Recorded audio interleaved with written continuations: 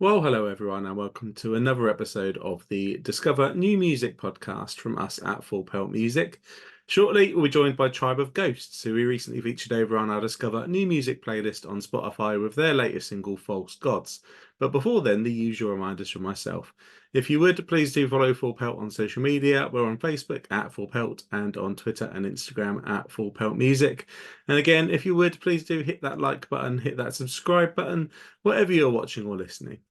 Absolutely delighted to be joined today by Tribe of Ghosts. We've got Adam, Becky, and Danny on the episode today. Thank you all for joining me. How are you all this evening? Yeah, doing all good. Very well, very well. Yeah, great. Thank you. Thanks so much for having us. Yeah, well, really looking forward to it. Really enjoyed everything that's come out from the band thus far, and I know there's some really exciting bits of business coming through for you guys this year as well. So a lot for us to talk about. But we always start off the podcast with exactly the same feature. It's the Discover New Music podcast, and it is hopefully for some people to discover some new music. So for those checking this out that aren't familiar with the band, we always start off with a segment called The Origin Story, to give it a fancy name. Makes it sound a bit superhero-esque. But basically, you know, what is the story of Tribe of Ghosts? How did you come together to form the band and end up where you are now?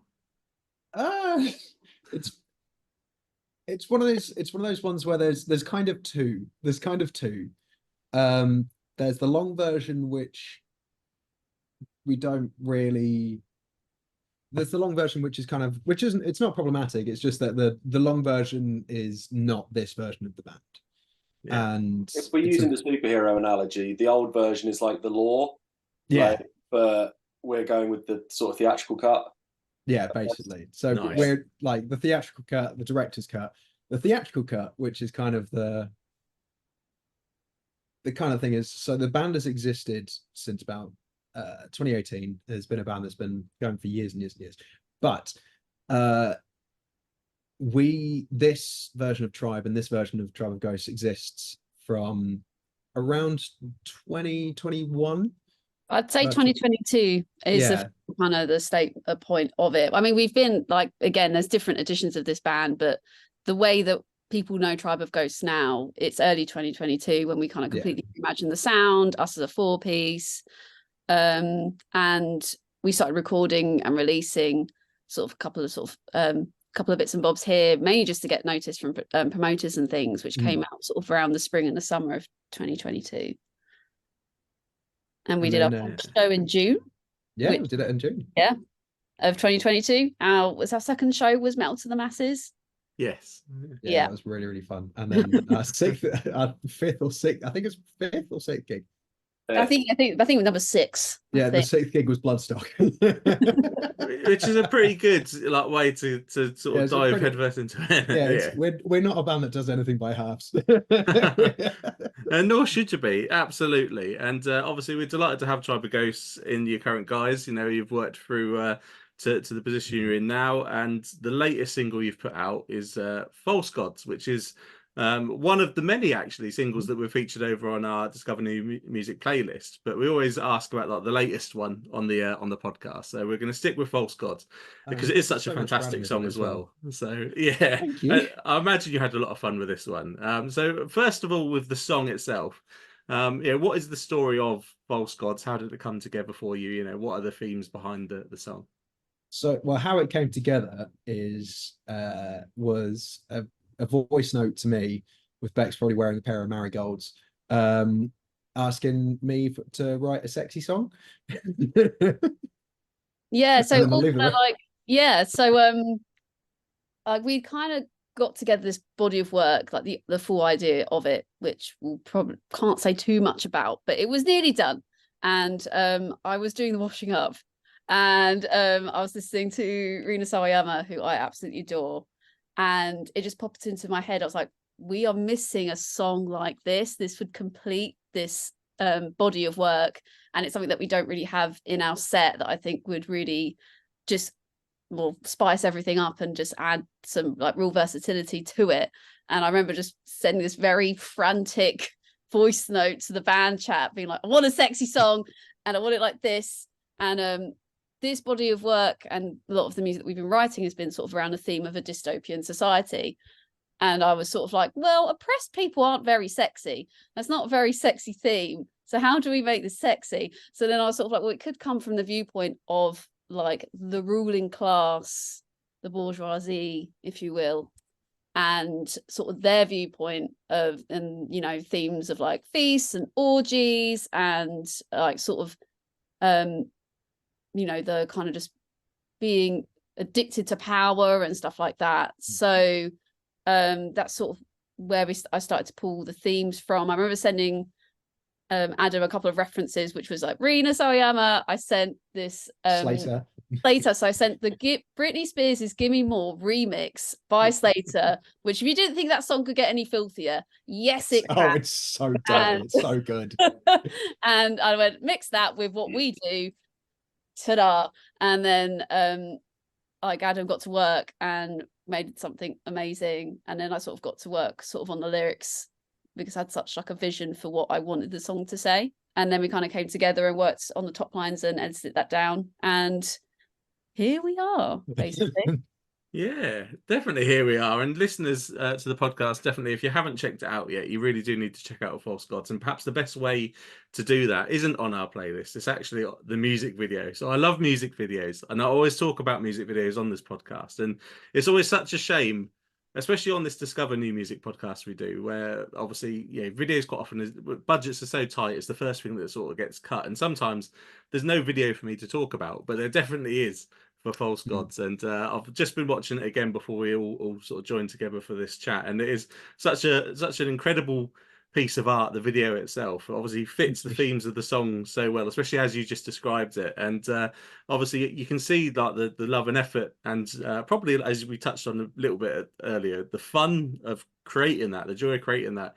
It just sort of comes out of the screen to me. So I really want to just sort of ask you around, you know, how did you come up with obviously the concept to go for the video, and you know, how did you go about putting it into practice as well and filming it?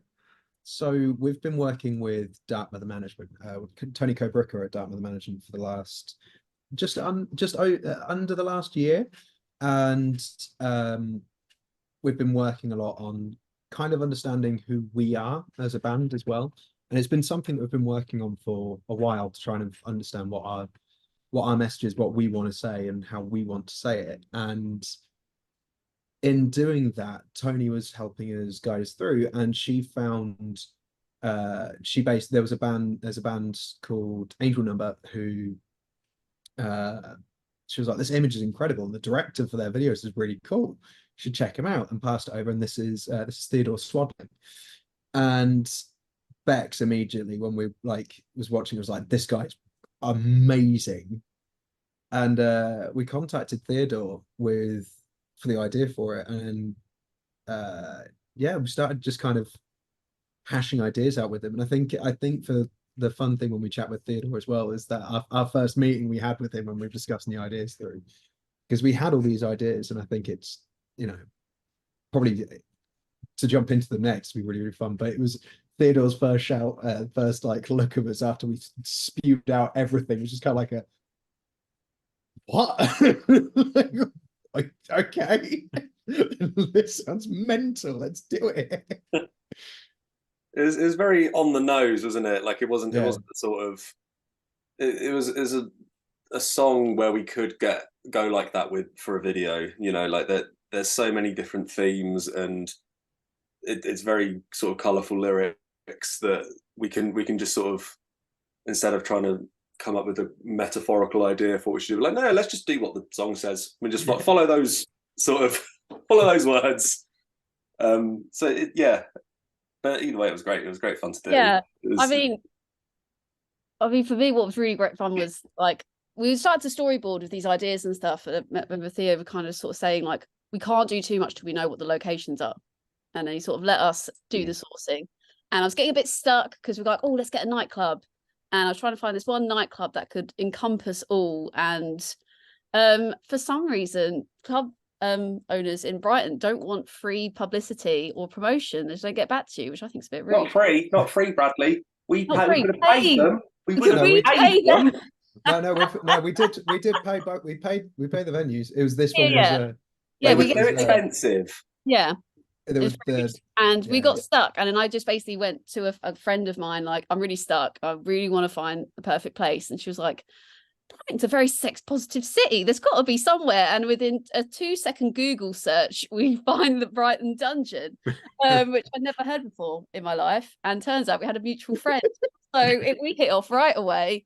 And we managed to get this sort of sex dungeon in the central Brighton for the day. It was so Yeah. hygienic. Like, it was such I a can lovely place to be. Well, Like, there was a lot of hot sanitizer in there. There's a lot of sanitizer. It was A lot of sanitizer, a lot of lube. Yeah. You'll have to it watch was- the behind the scenes if you want to see. Yes. We do have a behind the scenes video of it all. So if you want to go really see what it was like in that venue, I recommend to check that out as well. You giggle like a teenage Oh, there was everything. I'm just like, look at it, it's handcuffs. there's a brilliant moment where there's brilliant moments in the video where all the shots of me in the chair, and I'm like thrashing around and that kind of stuff. We'd finished the take and I was like, oh, okay, just stretch it all out. Turn to my left and there's just a glass cabinet full of like animal willies. And I'm just kind of like, That okay. chair you were sat in as well, Adam. I don't know if you noticed, but it had a drip tray. Yeah, no, I know it had a drip tray. Removable drip tray. Right under my crotch. It's just like, oh. We're really This is that amazing. like a lot of our extras as well were all really good friends of ours. Yeah. So like we just had and like they brought their friends, and like so we ended up like those 2 days were just so much fun just because it's Oh, just so a funny. great community. So funny. good. And the Green Door store looked after us amazingly Yeah. on the second day when we did kind of the club scenes. Hmm. It was at a local Brighton venue called the Green Door store, and Megan and the team were just amazing the whole time. That was actually probably harder than finding the club venue. Was Yeah. if Green Door weren't as accommodating, trying to find somewhere where we could spray fake blood around all over the place, Yeah. and potentially ruin the venue. It was 8 liters of fake blood in 8 about litres. 15 minutes, I think. It was Wow. less than it was less than it was like 2 takes. Yeah. Fucking mad. No, it's amazing, and obviously, the end result is a video that is just so alluring to me as a music video fan. You really need to watch it. If you haven't, listeners, definitely check it out. And I'm so glad as well, because I mentioned obviously quite often there's bands that there's no video to talk about, but I've had 1 or 2 bands that have had behind the scenes, and I have watched the behind the scenes for False Gods, and I love seeing the sort of mechanics behind the making of the video. And obviously this was a really, really interesting one, so I do again just encourage listeners, there'll be links in the bio of this episode. Follow it through, go and watch the video, go watch the behind the scenes. I'm glad you had so much fun filming it. It's what it's all about at the end of the day, isn't it? So That's it. yeah, absolutely. And what else it is all about, obviously, is just being able to create the music that you want to put out there, and obviously do what you want to do. And a big part of that is to have something a bit meatier, a bit bulkier, i.e. an album. And you did touch on there's a body of work that you've been working on. So I believe next year, or this year rather, because it is only January. This year, there is potentially going to be a debut album or the like coming, and obviously you won't be able to spill too many beans about it at this point, because that's how all the promotion always works. But you must obviously be excited to be getting the opportunity to put something like that out in the world, because a lot of bands don't, to be fair. 100%, it's something that we all love doing, is releasing albums and writing songs. And I think in the future, if like in the next releases after this release to come, I think we might stray away from the sort of conventional album formula. But this body of work that we've got is so conceptual. It has to be its own thing, because I know that albums are a dying art form and everyone just wants singles and EPs. But when the art lends itself to being able to be 9 or 10 tracks, I think it definitely should be. And especially if it can hold the listener and take you on that journey from like one end of it to the other hopefully without people losing interest.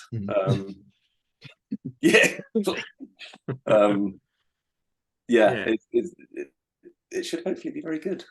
I hope. I like it. Yeah, Yeah. well, I'm definitely looking forward to hearing it. So, Thanks. Me yeah, too. excellent. And obviously, at the end You of have. this, yeah, I'm gonna listen to it again. well, that's always a good It's sign if you want to listen to it for a second time, Yeah. especially as you made it. I'd hope you would.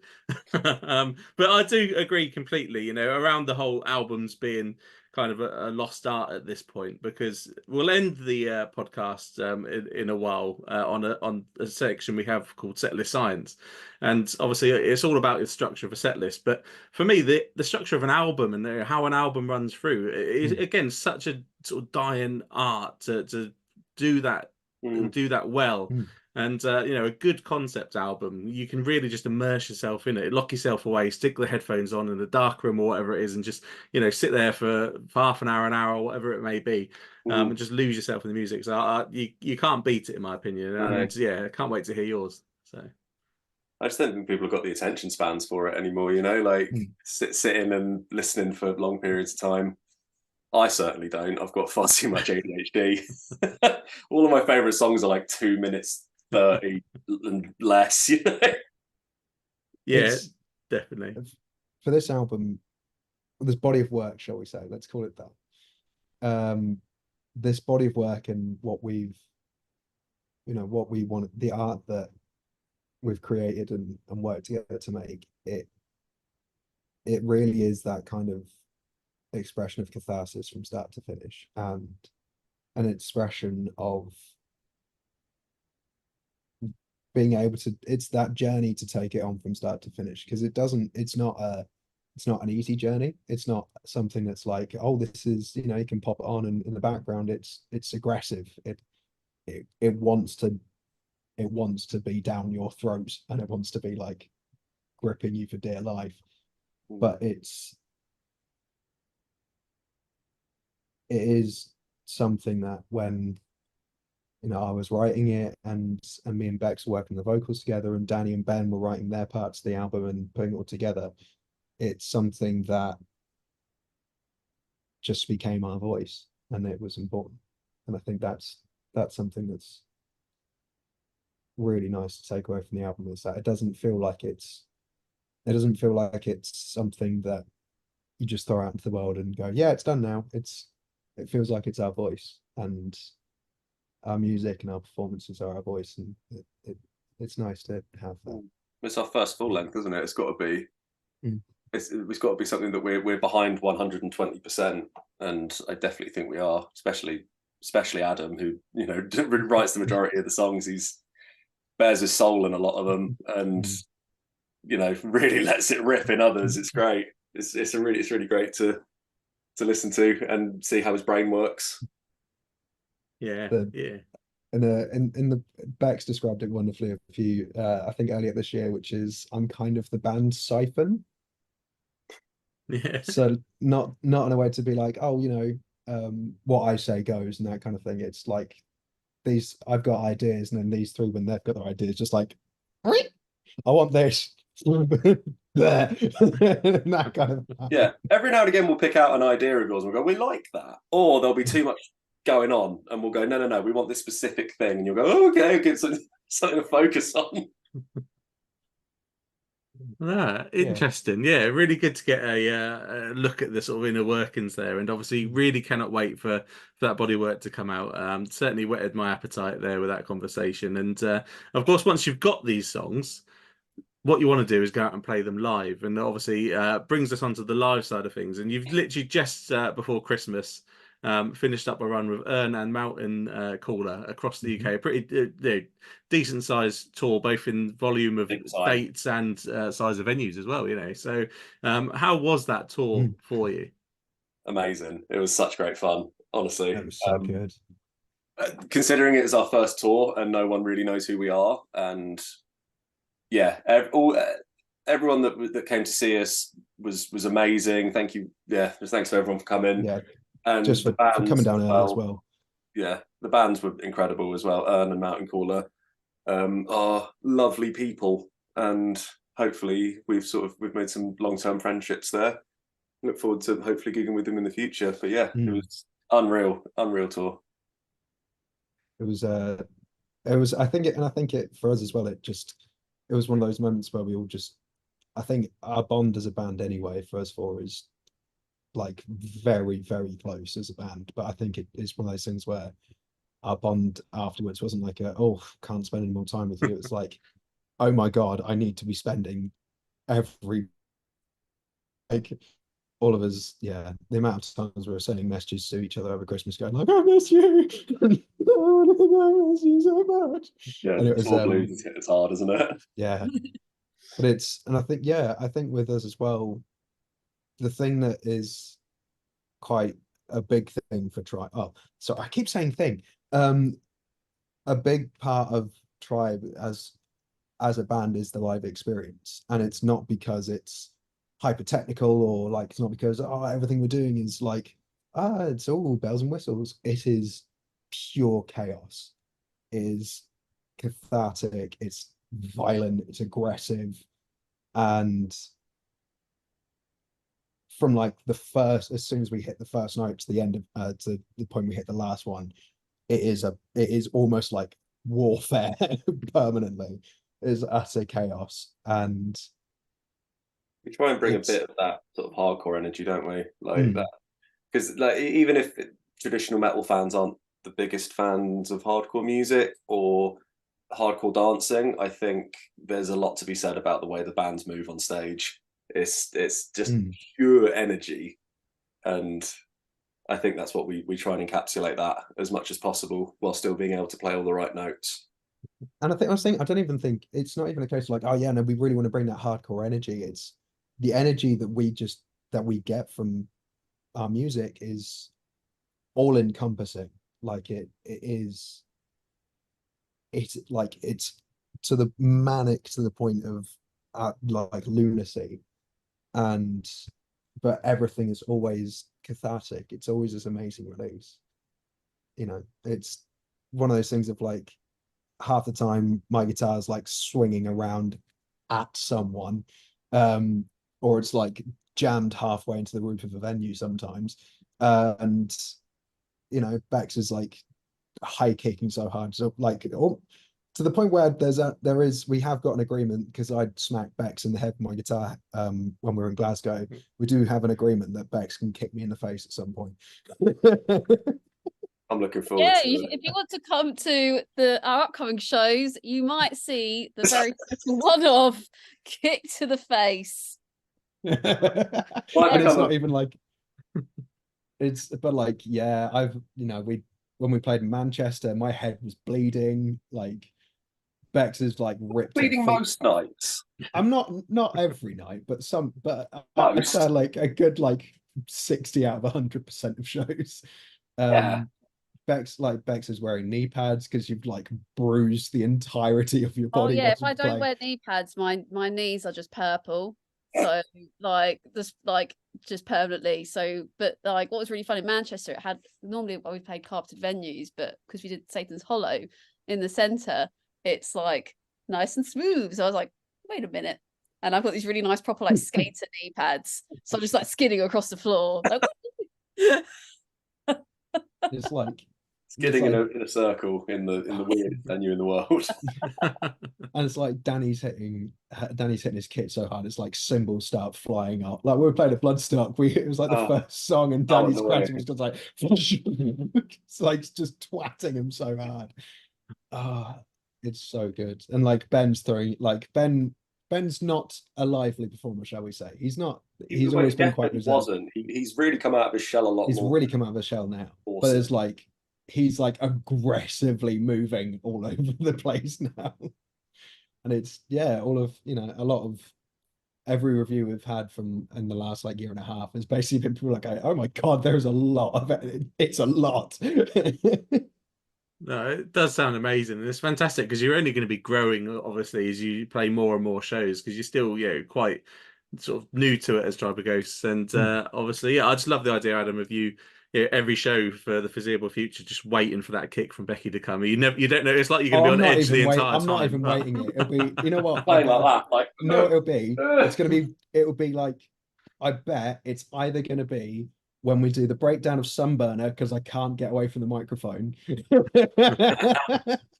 or it's going to be in Hive in the build-up because towards the final drop down, because in that drop I'm on the microphone, I can't go anywhere else. So I just won't just be doing that. The fight, the building for You told Hive. me that, Adam, because now it's going to be neither of those moments. I'm not going to tell you when it's going to be.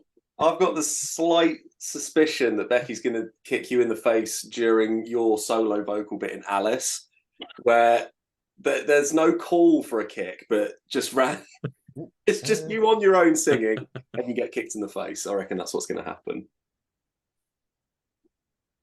When you least expect No, it. what it'll actually be, we've got the war contract, we've pressed play, I'm on stage, be like, yeah, Bex just comes on, just get foot burnt onto the stage.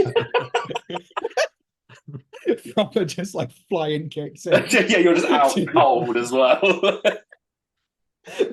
Wearing the Stompy Clomp, just like wearing Stompy Clompers just to make a point. Oh, yeah, can you imagine if she wore heels? Oh, Yeah. Go to hospital, you have puncture wounds in your head. No, Yeah, I've got like 3 different types of shoes that I wear for gigs, and they've got their own names, which is stompers if it's my platform docs, clompers if it's platform heels, and I think I wore these trainers for Bloodstock, which I've decided to call like bompers or something. I don't know. Bompers is a good one. Bompers. Bompers is a good one. So that's my selection. But I'm not going to tell Adam which shoes I've chosen. I'm not going to tell him where it is when I'm going to do it or which gig. He will be. Again, I'm just imagining you jumping off a drum riser and just completely flying kicking me in the face. Like not even like, oh, I'm gonna make it look like it's a stage move. It's just like take me out.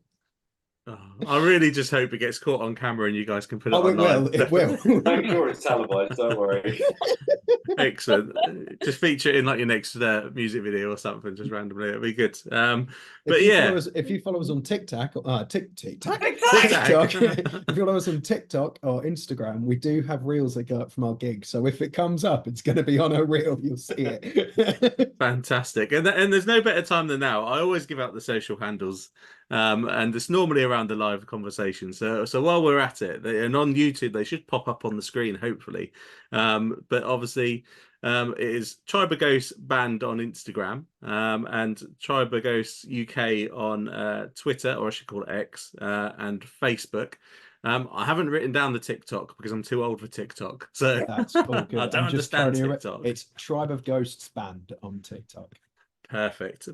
So obviously there will be links in the bio, listeners. Obviously click through and find the band, follow the band on social media, stay up to date with everything coming from them. And we've got some shows to dip into in a second. But before we do, if you want a taster of what Tribe of Ghosts are like live, you can actually find the whole Bloodstock video from your show last year is on the Bloodstock YouTube channel.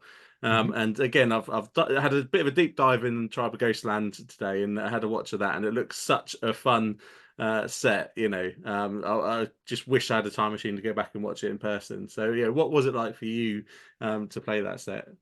Oh, it was incredible. It was incredible. Out of this world. It's our biggest show to date, and it just feels like a blur thinking about it. It was like a bit of an out of body experience, like getting on that stage and like doing it, especially doing it together. Like Adam and Danny have played Bloodstock before in previous bands and things. This was my very we played obviously new Blood stage in 2022, and just playing it, just so surreal but so much fun, and just so thankful for it. Mm-hmm. A massive thank you to Simon Hall for getting us on as well last year. That it for us to be invited back a year after we played is mind-blowing, to say the least. It was very unexpected, wasn't it, when we got the call? Oh god, yeah. Really? God, yeah. Got anyone else? All right. He started off the phone call going, right, I just want to know what you're wearing. So you're wearing underwear? I was like, yes, I am. I was like, yes, I am. Of course I am, especially for you, love. And he goes, is it a mankini? I'm like, you know it is. He's like, yes, filth. And then just follows it up with, by the way, do you want to do Sophie stage? Lifting the veil off of the professionalism of Bloodstock there, Adam. No, that's just how me and Simon talk with each other all Yeah, the no, time. you two do flirt outrageously. He is such a beautiful human, and I cannot thank him. Mm. He's such a wonderful guy. I've just remembered as well, another thing that I really enjoyed about playing Bloodstock last year was like just about festivals in general. Like, you never know who you're going to bump into, like, because we all do loads of touring. I do loads and loads of gigs and stuff around the country, so like bumping into people that you haven't seen or you only see at gigs and festivals and stuff is incredible. And we were in the queue for accreditation, weren't we? We were trying to get our wristbands, and then our mate Jasper from the band Beyond Extinction just sort of emerges from the ether, and we were like, "What are you doing here?" Because he was tour managing for the band after us, wasn't he? For Casket Feeder, is it? Yeah, I think it was Casket Feeder. Yeah. Yeah. And then we just sort of said hello to him and did our pleasantries, and tickled each other. No, we didn't. But then it was after that, wasn't it? A little bit of tickling. Because we got our wristbands and then went to the hotel. Is that right? Yeah. And then on the drive to the hotel, we were like, why didn't we ask Jasper to do Ben's part in Sunburner? Struck him a line. He goes, hell yeah, I'm down for this. Next thing you know, he's jumping on and doing Sunburner with this. It was great fun. That was really good. So and he nailed the little mic bonk as well. Oh, that's the best. It's the best sound ever because it's during when anything else cuts out. So it's just like do. That's it. It's the best noise. I made hella sure to make sure that everyone could hear that mic pop on the mix. Fantastic. Absolutely fantastic. And yeah, absolutely encourage listeners to firstly obviously go and check out that video so you can see what to expect, and then secondly try and come along to one of the upcoming shows, and you've got already announced Radar Takedown, which hopefully I'll be at. It's going to be a fantastic festival. Uprising and Northampton Rocks as well, from what I can see, and hopefully there'll be more coming to be announced as per procedure over the next few months, I'd hope. Absolutely. Yes. We've also got our headline show coming up at sort of the prestigious like Club 85. We played there last year, we loved it, and unfortunately the venue is closing as we know it, and we've got one final opportunity to play this venue, which is incredible for the Midlands, and such a shame to see it go, and we're just really honoured that we've been selected to play it sort of within its sort of final year. So that's coming up on, is it late February? What's the exact date? Let me pull it up because I've got the calendar right here. It is February the 23rd. Yes. February 23rd. Good to know. I'll add it to my. And hopefully there'll be plenty more to be announced as well. So we'll keep you posted. Hitchin gave us one of our first ever headliners, and we couldn't be more thankful for that opportunity, and to be able to come back and give it a send off means everything. And it's gonna be a send off in true Triumph of Ghost style. So I don't know, something might explode probably, and not intentionally, not like, oh, we're going to bring pyrotechnics. It's probably, I don't know, I'll end up throwing myself at a power amp or something. It'll just, the venue will blow up. Adam, don't blow the venue up. I'm not threatening to. I don't want to. Please don't. Well, I mean, if that doesn't, entice listeners to go along to that show, I don't know what will. So definitely, I 100% encourage listeners to find a show, or if you're at one of those festivals, obviously, make sure you're checking out the band. So much coming from obviously Tribe of Ghosts this year, both from releases and live shows. So much to get excited about. I alluded to it earlier, always finish the podcast with the same segment following the live conversation. It's called Setlist Science, and you do strike me as a band that will probably pay a bit of attention to your set list. I'm a bit of a setlist geek, and I love to see bands that put in a bit of effort to actually try and make it flow, make it work.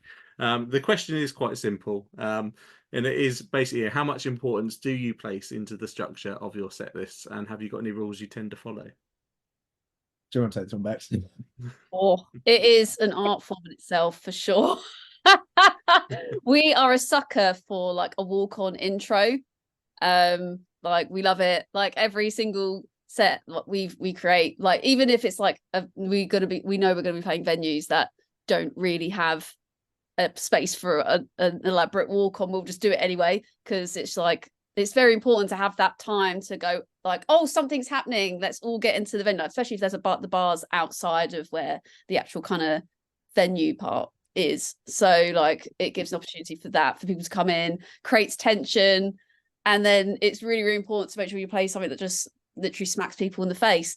And it's the balance of like alternating between high aggression, high energy, with maybe something that's not so really slow, but like brings it down, gives people opportunity to have a little bit of a breather in some capacity. I mean, at the moment, the more the songs we write and bring out live, the harder that is for us, because everything is so aggressive now. But right, balance. We normally try and put even the ballads are aggressive, to be fair. Yeah, even the rule kind of at the moment is one ballad, which I'll put in quotation marks. And normally that's towards the end of the set, to just give people just an opportunity, a little bit of time, and then you have to do the most ridiculous ending that you could do. And and we do occasionally do encores, and our encores normally is just surprise them completely out of the fucking shop, like just throw something in. Like we for a time we've done one of our encores has been a cover, which we've done quite a few times, of Doja Cat. And it's just like, just do it, just throw it out there, and then people go, what is this? Oh, we did that at Bloodstock. We did it at Bloodstock, we decided to put it into the set because we found a different way of ending it, with a very big elaborate outro of bringing two songs fused together with a breakdown. Just feels like it's about to fall apart. Bex's request for it in no uncertain terms was, I want it to sound like the ending of this My Chemical Romance song, but I also want it to sound like two Transformers having a fist fight on the A1 in a car pileup. And what I actually said was it was a Transformer pileup on the A1. That's the one. That's the one.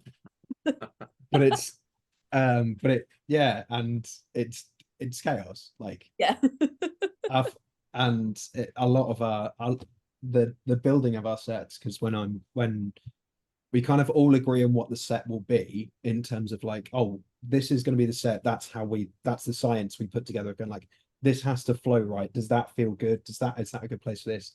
And then it's a more commonplace thing nowadays within live music, of course, but for us, because we use backing tracks and we've got our click trump and all that kind of stuff, I then kind of compose the set list. So there's like, cool, I've got to then I build when I've written the intro, it's like, cool, that's the intro, then I've got to make sure the connecting tissues between each one, it's not just a cool song's finished now, here's the next one, there's the next one, there's the next one. It's like every bit of the set has to serve a purpose of telling our story and telling that story to the audience and taking the audience on a journey. I think that gets more important the longer the set is as well, because I think there's different rules for different lengths of set.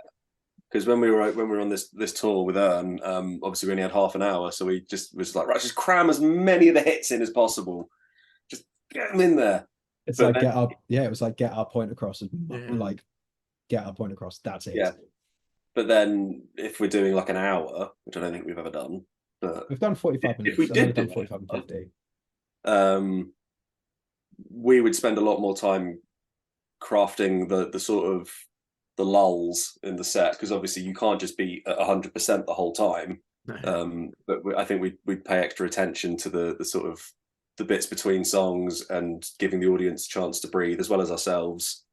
But then when it's only half an hour, you just sort of got to just get in and get out as quickly as possible, just get your message across and fuck off, because you're opening, no one wants you there. No one wants to see you. Yeah, make an impression. That's what it's all about with the short sets, isn't it? Yeah, exactly. Gotcha. But it's even for us, it's those things like, we want to enjoy this. Like every gig for us is, I don't think there's ever been a gig for us that we've collectively gone like, yeah, it's all right. It's always been like every gig has been At full least bore, 50% approved. like 150% approved. And it's even down to like how, like I said, like it's how we perform with each other. Like I'm biting Danny's cymbals or like throwing my guitar. Bex is like high kicking everyone, or like just throwing, you know, like new ones on the tour is like throwing your microphone at people. Danny's like smashing everything as hard as and trying to kick his kick drum into the person in the front row. Ben's just like launching himself around the place, and it's that whole thing of like if we want to give everyone a real experience, we have to do it the right way, and it all comes down to crafting the set. It all comes down to making sure that the message we want to give is always 100% going to be that message. Yeah, well, I mean, I can tell the passion that you've got for it, you know, from listening to your talk, which, like, just makes me so happy, because there are some bands out there that you just think, really, like, you know, if you put a bit of effort into this, it could be something really special, but you're just clearly just going through the For motions, me, don't care. it's the underground, it's the local sort of like, what song's next? I fucking hate that.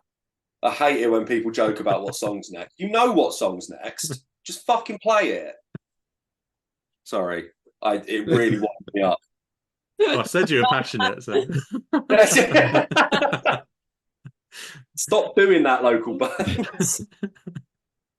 absolutely. And yeah, and with all these sets as well, it's us getting to spend time with each other and having that, being able to, it's not even like, oh, we get to share that love. It's like we get to, the love that we've got for each other, we get to have that, and it just reinforces it, and it means the world. And I think I think the thing that when that comes off, it's not even that we're doing that, yeah, we're playing and then after to be done, it's like the intensity of everything in a Tribe show and everything within Tribe of Ghosts is very it's very obvious. Yeah, no, Yeah. absolutely fantastic answer, and definitely passed the test, as it were, for that segment. And it's been amazing talking with you all. A big thumbs up. Yay! I like Yay.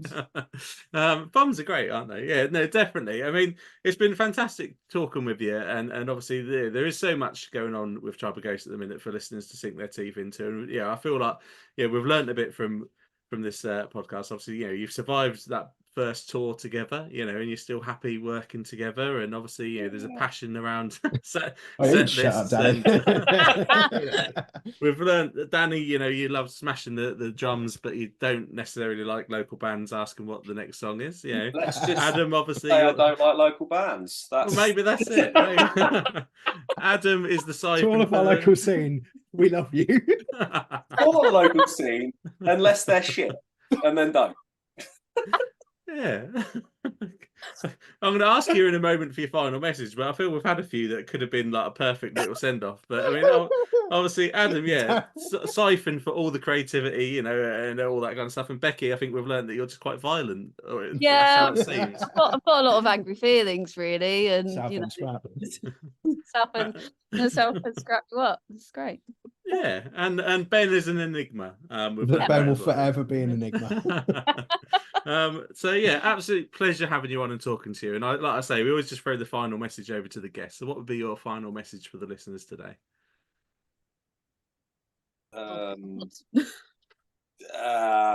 Taxes are due in April. Don't keep your tuning pedal on when you're tuning so that we can hear your guitar. That really annoys me. Listen to good bands. Particularly what listen and watch False Gods. Yeah, do that. Do that. And follow us on our socials and like things. And what I will say, and thank you for your time and for spending your time with us. It means the world. Yeah, that's it. Absolute pleasure, and I can't wait to get Danny on when I launch sort of a podcast around Room 101 type. What do I get rid of? You will not be able to get rid of me. I will be there for weeks. This has been 50 minutes. That one will be several days. Fantastic. What's going in Room 101? Just everything. Everything. Venues that take a merch cut. Just takes the planet, puts it in Room 101. Yeah. I'm done with it. I've had enough. Oh, excellent. It's been so much fun. Thank you all for obviously joining me on the podcast. Thank you so much for having us. Thank you so much for your time as well. You. Well, thank you everyone for listening. I really do hope you enjoyed that chat there with Tribe of Ghosts. Do make sure you check out their latest single, False Gods, over on our Discover New Music playlist on Spotify. And of course, follow the band across social media to stay up to date with everything coming from them. You can also stay up to date with Full Pelt. We're on Facebook at Full Pelt and on Twitter and Instagram at Full Pelt Music. And finally, if you would, please do hit that like button, hit that subscribe button, whatever you're watching or listening, because we'll be back very soon with another episode of the Discover New Music podcast.